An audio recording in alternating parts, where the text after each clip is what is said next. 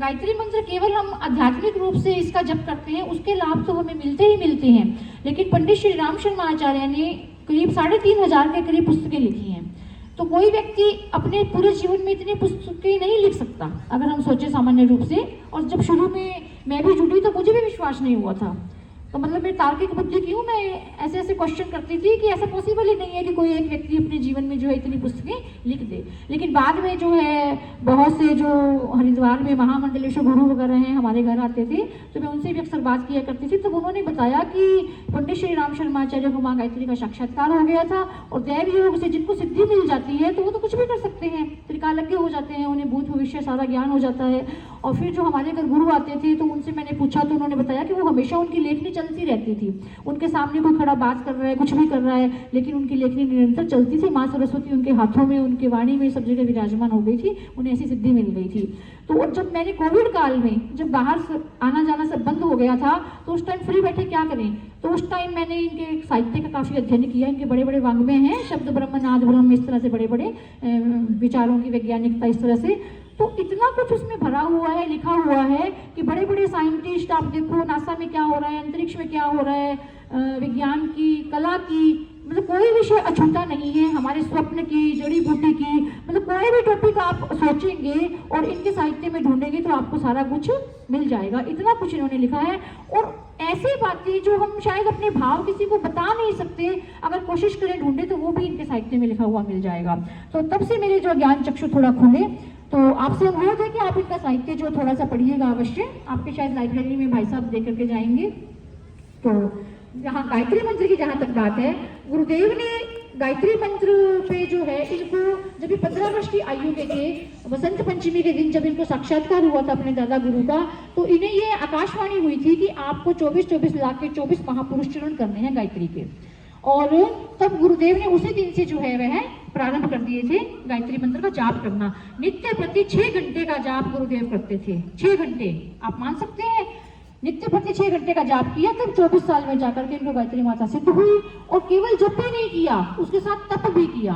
तप कैसा कि गाय को जो खिलाते थे, और वो जो है गाय की बॉडी से प्यूरिफाई हो जाती है, कोई भी चीज जब गाय खाती है उसके गोबर में जो साबुत के साबुत निकल आते हैं, वो जो गोबर को धो करके, छान करके, उसको सुखा करके, उसका आटा पीस करके उसकी 2 रोटी खाते थे, और उसी गाय की छाछ के साथ में 1 गिलास छाछ और उस जौ की 2 रोटी।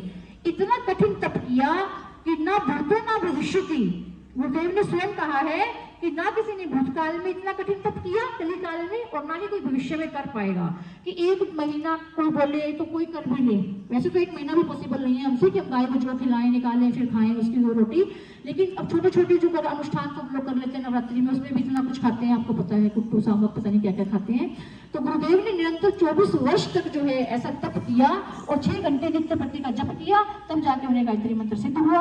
और गायत्री मंत्र की महत्ता इतनी है कि जब सृष्टि का प्रारंभ हुआ था, ब्रह्मा जी ने सृष्टि की रचना की थी, तो सर्वप्रथम गायत्री मंत्र ही स्वर लहरी के रूप में आकाशवाणी हुई थी उसकी, गायत्री मंत्र की। फिर जो है गायत्री के माध्यम से जो है ब्रह्मा जी ने सृष्टि की रचना की। तो गायत्री वेद माता है, देव माता है। और गायत्री मंत्र जाप का महत्व ये है कि जब जैसे किसी को करंट लगता है तो उससे जो है 50 कंपन उत्पन्न होते हैं। साइंस के विद्यार्थी बैठे होंगे तो उनको पता होगा, 40 से 50 कंपन ही उत्पन्न होते हैं उससे, और कितना तेज झटका लगता है, हम तुरंत उससे हटने की कोशिश करते हैं। और गायत्री महामंत्र से जो वाइब्रेशंस निकलती हैं, जो ब्रह्मांड में जाती हैं, उससे कहती हैं कि एक बार गायत्री महामंत्र के उच्चारण से 1,10,000 वाइब्रेशन उत्पन्न होते हैं। तो सोचिए कितना विस्फोट होता है ब्रह्मांड में। और जब ये वाइब्रेशन निकलते हैं, जैसे हमने आज गायत्री महामंत्र का सामूहिक उच्चारण किया यज्ञ के प्रारंभ में, तो वो सारी वाइब्रेशन निकली और ब्रह्मांड में गई। और गायत्री के देवता कौन है? सविता देवता। सविता सूर्य से भी बड़े, जो सूर्य हमें दिखाई देते हैं ये तो एक सूर्य है, सविता के अंदर कहते हैं ऐसे असंख्य सूर्य समाये हैं। इतनी ज्यादा हाइट पे सोचिए सूर्य की कितनी अपने से दूरी है, उससे भी बहुत बहुत ज्यादा जो है वो सविता देवता है। वो गायत्री के जो देव हैं वो सविता देवता हैं। तो ये जो एनर्जी गायत्री मंत्र को बोलने से निकलती है, ये जाकर के सविता देवता से टकराती है और वहां से एनर्जी लेकर के, आशीर्वाद लेकर के जपकर्ता के मनोमस्तिष्क में प्रवेश करती है वापस। इतना महत्व है गायत्री महामंत्र का।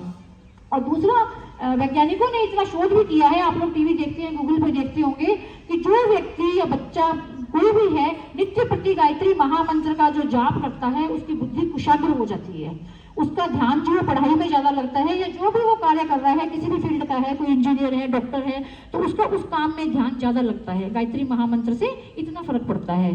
तो ये पूरा ऐसी भी बात नहीं है कि कहीं लिखी हुई है, इस पर पूरा शोध हो चुका है, रिसर्च हो चुकी है। तो उसके बाद मैं आपको बता रही हूँ। तो इसलिए आप लोगों से ये अनुरोध है, विनय है कि आप जिस भी भगवान को, देवी देवता को मानते हैं, ठीक है, कोई पंजाबी है या कोई किसी भी जाति का है, वो अपना करें जो भी करते हैं, कोई हनुमान चालीसा करता है, कोई दुर्गा माता की स्तुति करता है, वो सब करें, अच्छी बात है, ठीक है। लेकिन गायत्री मंत्र का आप जाप नित्य 5 मिनट जो है अपने नित्य की पूजा में शुरू करके देखिए, आपको अपने आप उसका असर अपनी बॉडी पे, अपने मन पे, मस्तिष्क पे पता आपको लगने लग जाएगा धीरे धीरे, क्योंकि मैंने स्वयं ये किया है। तो मैं आपको बता रही हूँ, अनुभूत अपनी बातें जो है आपको बता रही हूँ, ऐसे ही नहीं कि कल्पित मैंने कहीं पढ़ा और आपको बताया। मैंने जब प्रथम अनुष्ठान भीलवाड़ा में हमें करवाया गया था सामूहिक 40 दिवस का, तो उसमें गायत्री मंत्र की जो है 3 घंटे आपको जप करना होता है, सुबह दोपहर शाम की संध्या, और उसके साथ खाने का जब गुरुदेव जी का तो कहाँ कर पाएंगे, लेकिन अपने डाइट को लिमिट करना होता है, सात्विक डाइट लेनी होती है बिना प्याज लहसुन की, और खाना जो है अपना ज्यादा तो नहीं कर सकते, तो कम से कम हाफ कर लीजिए, बिल्कुल जितना आप खाते हैं। आप 4 चपाती खाते हैं तो आपको 2 नहीं खानी है, ऐसे करके एक समय खा सकते हैं तो बहुत उत्तम है, लेकिन 2 समय करके आप 1-1 खाइए या 2-2 करके खाइए, इस तरह। तो आप देखेंगे, मैंने खुद महसूस किया है कि 40 दिन के अंदर आपकी कायाकल्प होनी शुरू हो जाती है। यदि आप कोई संकल्प ले और करके देखें तो आप इसको स्वयं सिद्ध करके दिखाएंगे कि वास्तव में जो, हाँ, कोई दीदी आई थी हमारे स्कूल में, उन्होंने बताया था ऐसा होता है। 9 दिन का अनुष्ठान हमारी माताएं बहनें नवरात्रि में सभी करती हैं, उसका भी थोड़ा थोड़ा फर्क पड़ता है, मन सात्विक होने लगता है। माताएं कहती है कि ऐसा लगता है कि हम ऐसे ही रहें और ऐसे ही करते रहे, लेकिन अब 40 दिन का यदि कोई कर लेता है तो वास्तव में निश्चित रूप से उसके जीवन में परिवर्तन अवश्यम भावी है। इतना महत्व है गायत्री महामंत्र का। तो आगे हम जो है आगे का कर्मकांड प्रारंभ